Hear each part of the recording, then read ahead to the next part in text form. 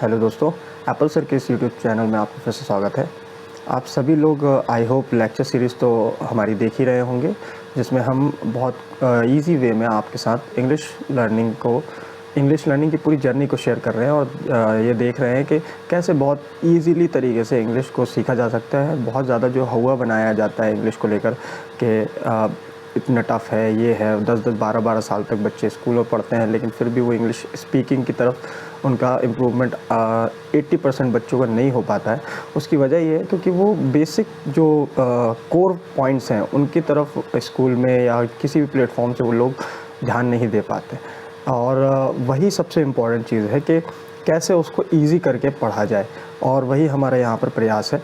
और हम यहाँ पर यही देख रहे हैं कि कैसे उसमें जो मेन पर्पज़ है उसका, जहाँ से मेन सेंटेंस जहाँ से ड्राइव होते हैं हर जगह से, वो चीज़ आपको बस सिखा दी जाए। बाकी चीज़ें तो आप खुद सीखने लगोगे धीरे धीरे रीडिंग और लिसनिंग के बाद।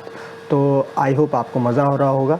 यहाँ पर एक्चुअली मैं इसलिए आया हूँ अभी फ़ेस टू फेस आपसे कुछ बातें करने के लिए इंग्लिश को लेकर। वो ये है कि आप जब हमारे लेक्चर सीरीज़ देख रहे हो तो उसमें आपको इससे बहुत फ़ायदा भी मिलेगा। इस टिप से, जो मैं टिप आपको दे रहा हूँ, वो टिप ये है कि आप अभी फ़िलहाल जब तक आप स्टार्टिंग फेज़ में हो इंग्लिश के, तो आप 2 हिस्सों में इंग्लिश को समझो। एक हिस्सा है जिसमें सेंटेंस, जो भी सेंटेंस बनाना है वो 2 वर्ड का बनेगा या तो वो 3 वर्ड का बनेगा। 3 वर्ड से एक सेंटेंस इंग्लिश का बन जाता है, या 2 वर्ड से एक सेंटेंस इंग्लिश का बन जाता है। अभी हम जो सीख रहे हैं वो 3 वर्ड्स वाले सेंटेंस सीख रहे हैं, और थोड़े दिन में हम 2 वर्ड्स के सेंटेंस भी बनाएंगे।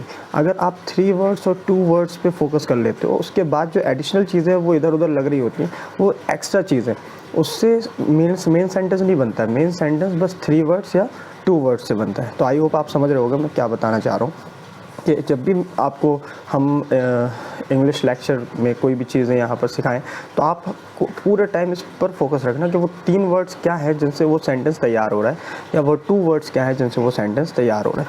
अगर आप ये स्टार्टिंग फेज़ में करना सीख गए तो बाकी 80% आपकी इंग्लिश बहुत ईजीली आप कवर कर लोगे। फिर जो 20% बचेगा वो तो अपन आगे चल के ईजीली हैंडल कर ही पाएंगे। तब आप और ज़्यादा परेशान नहीं होगे। होता यही है कि लोग उस 20% पे ज़्यादा फोकस कर लेते हैं, तो उनको लगने लगता है इंग्लिश बहुत टफ है, जबकि 80% पर करना चाहिए फोकस। तो उससे आपका एक सेल्फ कॉन्फिडेंस डेवलप होगा, and then you can go for that 20%, और you can easily catch that concept also.